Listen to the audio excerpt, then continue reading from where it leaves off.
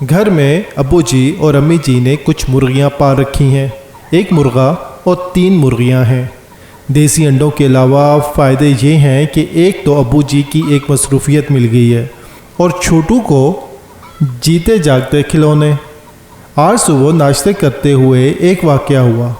بیگم بھی ساتھ بیٹھی ناشتہ کر رہی تھی۔ مرغیاں دروازے کے باہر تھے۔ بیگم اپنی ڈبل روٹی براؤن بریڈ سے چند چھوٹے چھوٹے ٹکڑے دروازے کے پاس پھینک رہی تھی۔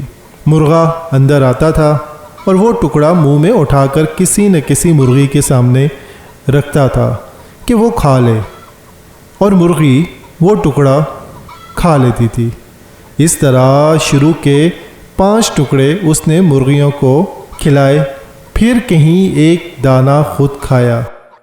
میں یہ سب دیکھ رہا تھا اور ساتھ والے کمرے سے ابو اور امی کے چھوٹو کے ساتھ کھیلنے کی آوازیں آ رہی تھیں، اور میرے چہرے پہ بس ایک ہلکی سی مسکراہٹ، دماغ میں یادیں اور دل میں تشکر تھا۔